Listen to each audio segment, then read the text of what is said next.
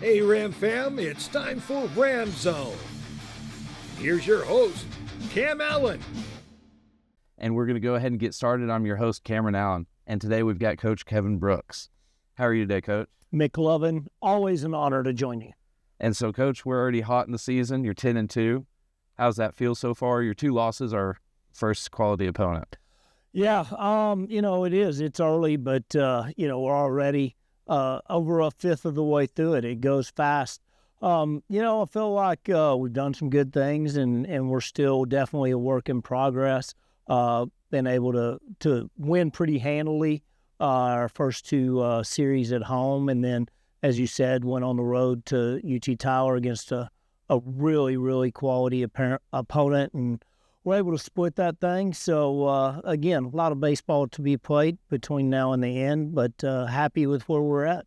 And having a good start to the season comes from y'all's off-season training, and I don't know exactly the hours y'all work with, but what does, fall baseball look like for y'all? Fall baseball, we're really limited, and actually we've got some stuff we're trying to change to, get those hours back when we got our life balanced a few years ago. But so we only get 15 hours a week. So we basically only practice 4 days a week during the baseball part, and we pretty much inter-squad every day. And then we go into the weight room part and individuals and stuff, and then you blink your eyes and it's Christmas. And then going back to this hot start, you got to look at your recruiting. I know every high school team plays during y'all season. Right. So what's the struggles with recruiting? Oh, man, it is. It's so hard because, as you say, the guys are playing when we're playing, so it's tough to see them play. So I think on that, you really got to depend upon your network of people that you know and trust and depend on their eyes a lot, guys that are able to get out and see more players than we are. And then the summer, obviously, is a really, really big time for us to get out and get recruiting as well. But, it's always been, you find people you trust. They say this guy's good or whatever, a good player, good person. And you find those people you trust, and you continue to trust them as long as they keep evaluating well. And then, obviously, you've got your own evaluations, which, with the advent of video so much more, you can use that a lot to just maybe confirm what you already think you see. And then when you get those new recruits in, they come in the fall. It's such a big roster baseball has because y'all got to roll through pitchers.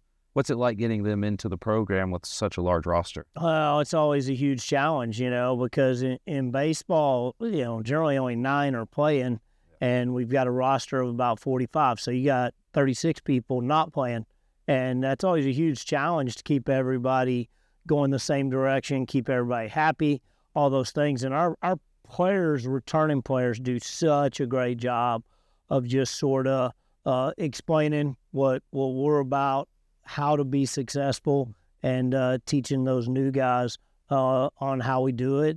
If you do it this way, your chances of success are really good. And then when you talk about your inner squad in the off season, I know y'all have y'all's fall World Series. What's the competition like in that? Maybe some of the bantering going on. Well, I think it's a great thing. We just put on the uniforms. We make a little bigger deal out of it. It's always interesting to see how certain players sort of elevate their games during that, and then it's a fun time. I mean, it's been a few years, but a few years ago, David Goggin and Sam Kohler, so that was off 15-16 World Series team, and Sam's team name, well, I always let the players name the team, and he was just Sam's Club. So I remember David took his team to Sam's, and they took a team picture, and had the Sam's Club fans wearing their stuff that way. Anyway, just good banner and fun, and it adds a little bit to it, and good way to cap off the fall. And then coming into this season, you've had back-to-back World Series championship appearances. You won 2 years ago. This last year, I want to talk about y'all were pretty injury-plagued the whole season. Were. And you still fought through the whole season, got there to the end. What was that like? Yeah, really, and I told that group at the end of last year, probably the most proud of any of the teams I've been due to how much adversity we faced with injuries and, we didn't get off to the greatest start, and a lot of people doubted us, including myself, and we just kept working one day at a time, and eventually sort of put it together and played real well down the stretch, and were able to get back to that championship game, and we're in it, and just came up a little short there, but I've been doing it a long time, and we hate injuries and all that stuff, but I've been doing it 30 years and haven't had a season yet where I hadn't had injuries. So you try to plan through that, through your roster building and et cetera. Now, trying to do it and then accomplishing it are two different things. But we had so many guys step up that the plan for them was not to have major roles that ended up having major roles. And that is very rewarding as a coach when you see those guys, because you know how hard they're working, and they maybe don't get the reward with playing time and stuff. And then to see them get the opportunity, then just take advantage of it, and then the team to have success is very rewarding. So couldn't have been more proud of that group and all the adversity they had to overcome to get where they got. And I know y'all started, I think you were the bottom seed going into camp. Yeah, that was sort of a joke, but yes, we were. Yeah, so y'all went in bottom seed, still got through. First seed was y'all's first game, beat them, knocked them out, and only lost one game before the championship. Yeah, we did. And it was probably a really good thing because, if you remember, we went in the conference tournament and we didn't score in 2 games. So that was sort of not the greatest way to go in and play that. And, and then somehow we went from number 2 in the region to 6 and almost didn't get in. So, and that was a really good thing. I think it really motivated our team. I think it was good. It's generally not good to get away from home, but we probably weren't hearing the kindest things about us. So to get out of Texas and go to Colorado and sort of just be around us was really good. And then, able to run through that thing, and then, headed up to Lubbock, where we've always had a lot of success. And talking about playing, y'all had to travel to Colorado for that tournament. What's that altitude like for getting the ball in the air? I think there's a lot more made out of it than is, but it's always been real good to us. We've never lost up there, so we won every regional up there ever. So it's really similar to us, I think, just because the air's so thin here. I think the biggest thing is maybe breaking stuff for pitchers. Maybe he's not quite as tight and quite as big due to the altitude, but you hit it good, it goes a long way, and you don't. Maybe some can sneak out depending on the wind and the elements, but it doesn't play any different than going to Cameron or Lubbock or any of those places with the wind blowing out. And so I also want to talk going into this season, 10-2, those 2 losses. Is that UT Tyler? Right. Y'all lost the first 2 and then bounced back. What does that say about this team? Well, it was good. It's early, still trying to figure out things out, but that was a really good sign as far as just mental toughness and the ability to compete, because, we lost the first 2 and then came back and were able to catch the next 2. So it's a draw. We'll take that. Like I say, we don't think we're by any means a finished product of where we're going to be, and I'm sure they aren't either. But, I'm sure we'll see those guys again and look forward to it when we do. And then this past weekend, y'all played Sul Ross State here, the newest member of the conference. And I know they're new. They just moved up from, was it D3 or NAI? D3. D3, and y'all handled them pretty well, easily in the 4 games.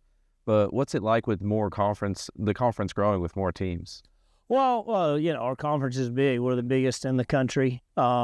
We've not really played non-conference games to speak of in a number of years. We played 2, and I think our doubleheader against Wayland Baptist coming up here in a couple weeks. But it's pretty much a conference-only schedule. It hurts us in the math because everybody's 500, right? Every weekend somebody plays, win, lose. So it's tough for our strength of schedule to be much above 500, even though the league obviously is if not the best in the country, one of the best. So it hurts us on those metrics and stuff. But again, at the end of the day, get in and the results are on the field. And, we've done a good job of handling that part. So there are advantages and disadvantages. I think what it does, at least gets our best teams in the conference to the postseason, and we don't have a team that probably shouldn't be there that gets there because of schedule.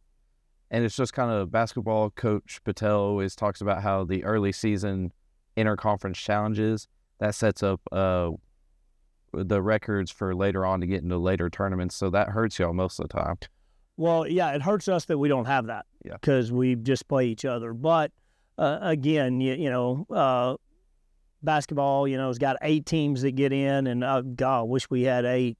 We only get 6, and it makes it really difficult. But you figure at least 3 to 4 Lone Star Conference teams are getting in. So basically you figure if you finish 3rd or 4th in the conference, you should get a shot at the postseason. And so, like I say, it's pretty repetitive now. I think for me, we don't get to play anybody new ever. I mean, it's relatively the same schedule, but it's really good competition, and we're probably getting way better competition playing within conference than going outside and playing non-conference.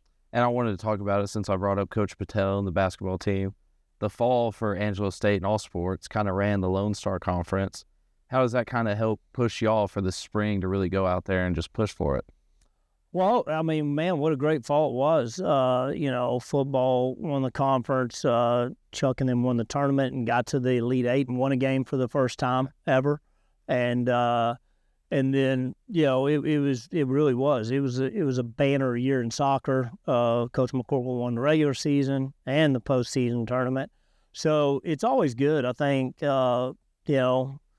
success breeds success. And so the hot fall everybody had, hopefully, Travis and them are tearing it up in softball right now. I'm sure Tom will be great. Jason, just huge win, and Barb Golf's doing much better as well. And so, hopefully it ends up being at the end of this thing, a really great year. And you're looking to go to how many years in a row have you been to Cary? What's the 5? Years. Yeah, and we were ranked 1 in the country when the world ended and they stopped our season. So, in theory, this would be number 7. But we'll see. I mean, we're getting sort of spoiled.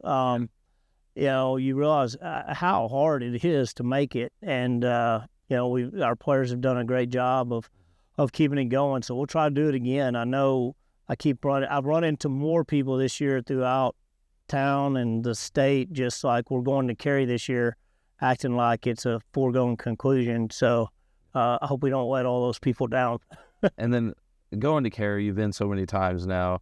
What's Cary like for you outside of the baseball? It's awesome, looking at a timeshare. Hadn't pulled the trigger on that yet. But, the people are so great. I think that's the biggest thing. You've got great facilities.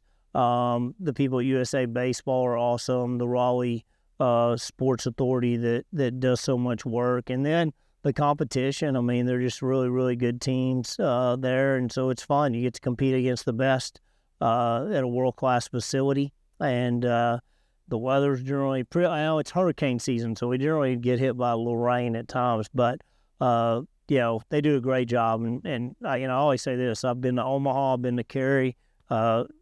Cary has been a better experience for me. So.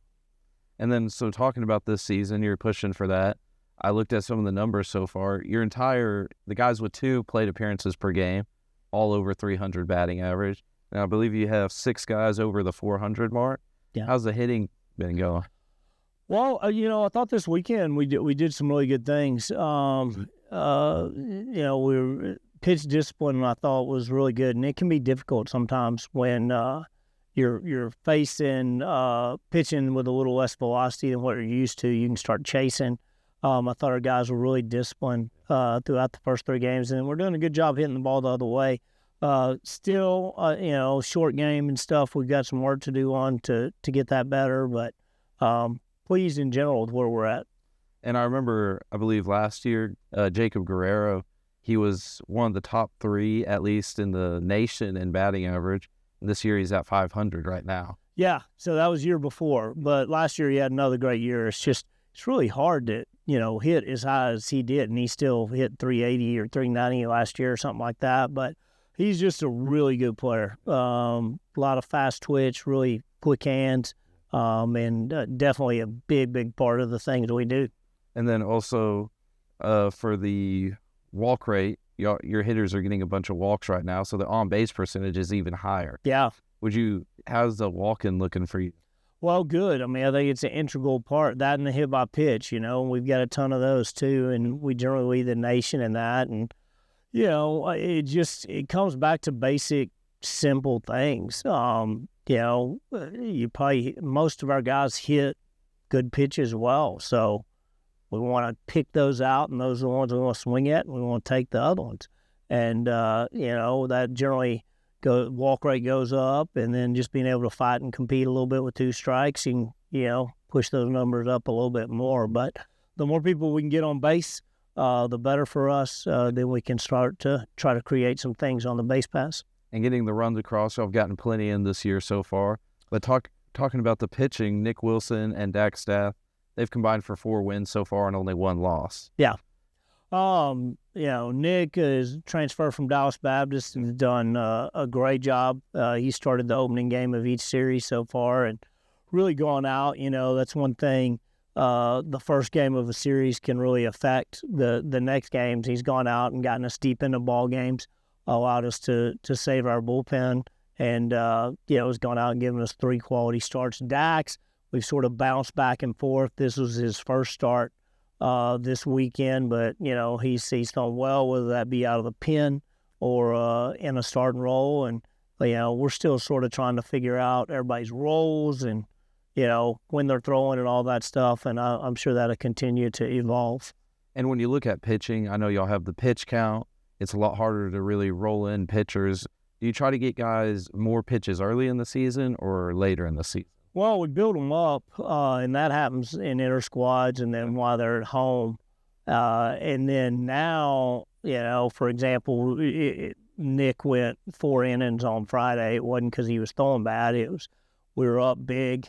And so we're not real big on throwing non-competitive innings. So, he'd gotten his work in, so to speak, gotten his pitch count up enough, and we can save him a few, hopefully make him a little fresher at the end. So we've been able to get a lot of guys in there due to the fact that we've had some good leads early in games, and the pitchers have done a good job.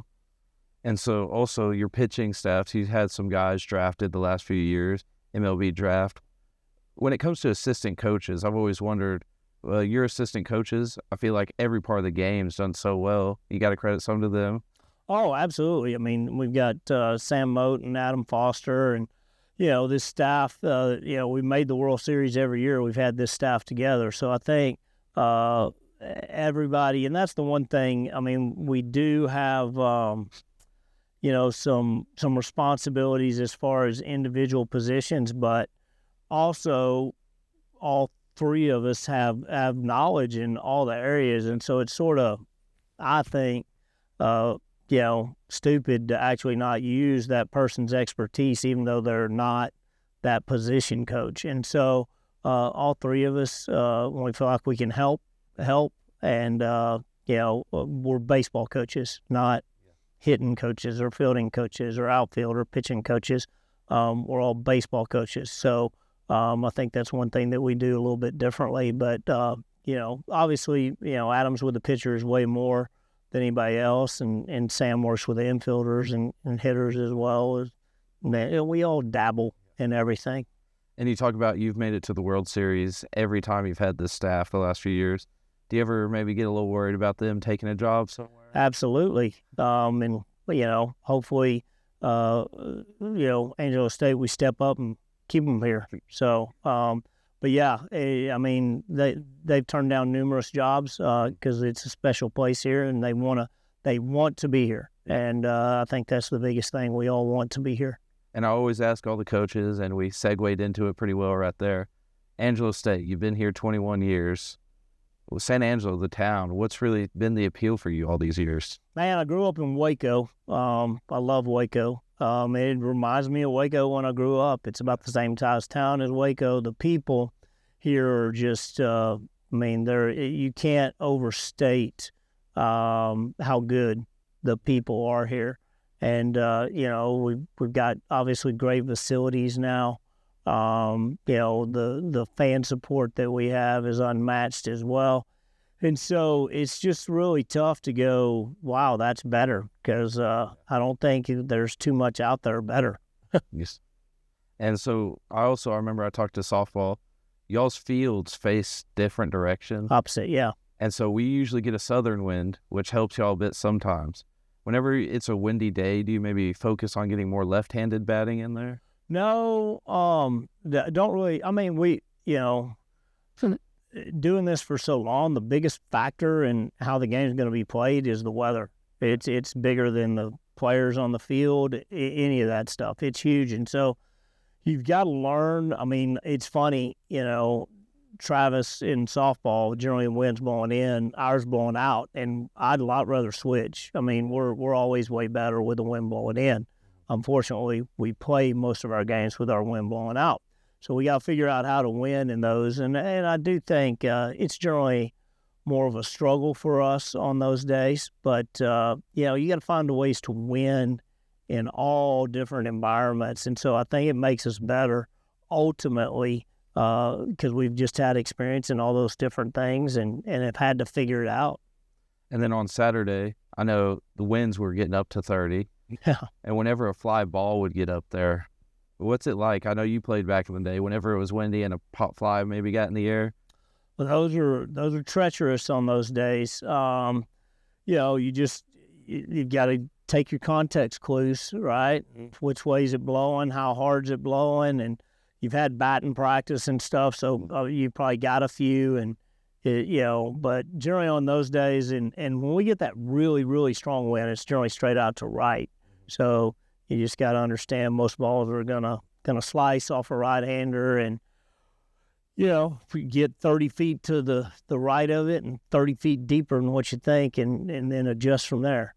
And you talk about your success in Lubbock, and it gets windy up there. It does. As well as here. Do you think that's a big factor when you get up there playing in that wind? No, I don't know why. For some reason, obviously it's windy a lot of places we go. And here the wind is generally not that big of a factor. I mean, it's not generally windy. Now, we have days, but compared to all the other schools we go to, it is not near as windy here. And so I don't know. It plays real fast. I think that helps us. They hit balls 500 feet. We hit them 350, but, that goes out with the wind there at 375. So all you got to do is hit it 376. Maybe we take advantage of that. I don't know why, but we tend to play well.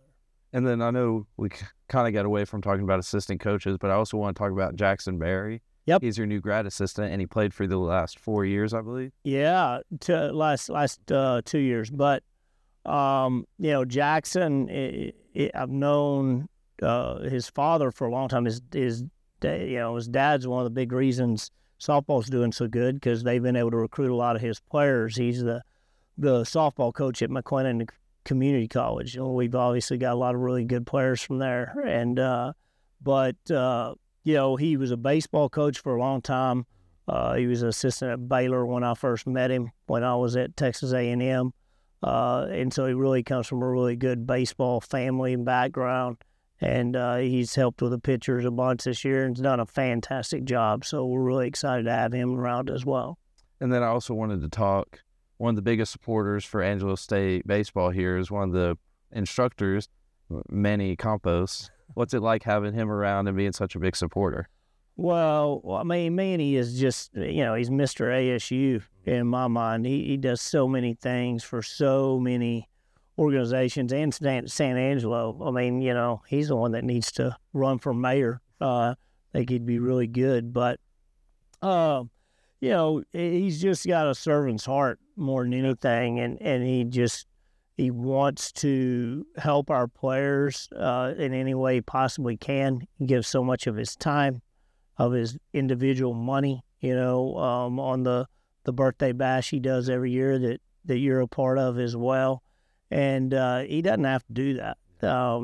He's not making a fortune, I'm sure, as a professor here. And So, but he wants to pour into other people, and we couldn't do what we do without him.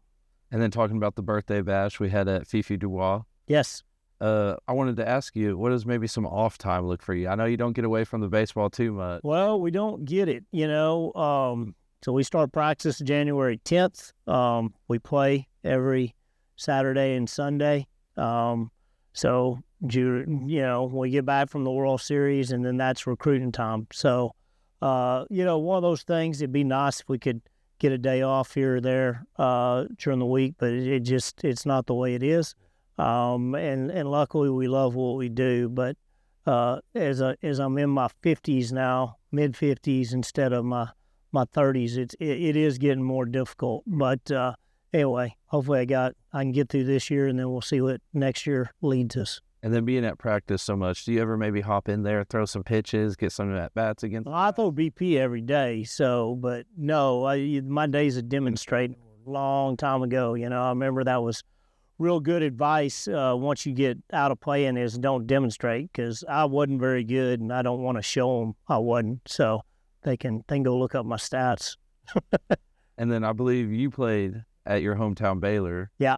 And then what was that career like, maybe building up for this? Oh, it was not a very good career, but it was great. I grew up in Waco, was a huge Baylor fan. So it was, an honor to wear that jersey.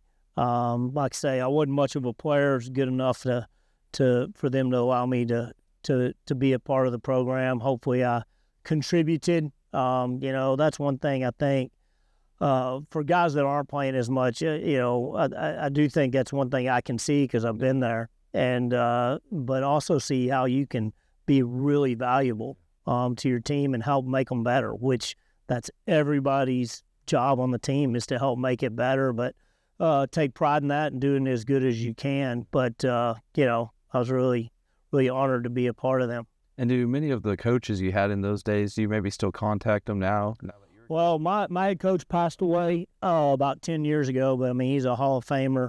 One of the greatest men I've ever met. My assistant coach is still with us, and I do talk to him occasionally. And then, I've got a group chat with, our teammates and stuff that's pretty active. So, that's the thing.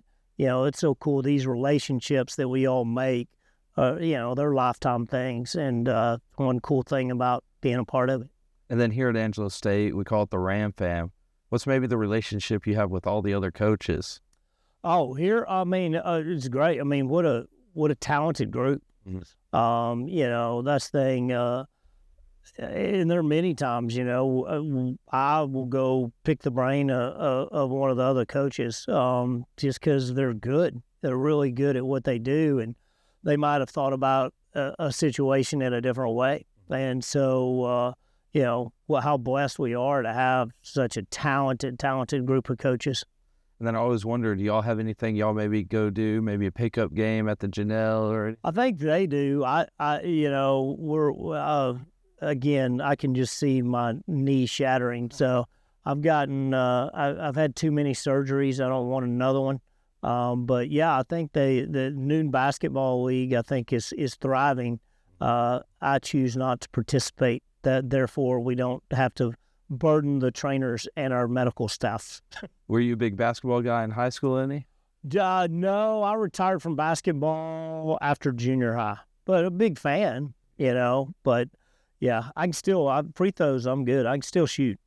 Oh yeah, you could probably show some of the players we got here. Give them some demonstration. I doubt that. They're pretty talented. I know we've got some pretty good basketball. All of Angelo State's been succeeding here lately, incredibly. Softball's 9-1 right now. Y'all are 10-2. Basketball, they've have some good records. I can't name that off the top of my head. Yeah, no, it's been a great year, and hopefully we can finish strong. Yes, sir. And Coach, that'll wrap it up, I believe, for today. Thank y'all for watching this week's episode of Ramzone. We had Coach Kevin Brooks, and I hope to see y'all next week.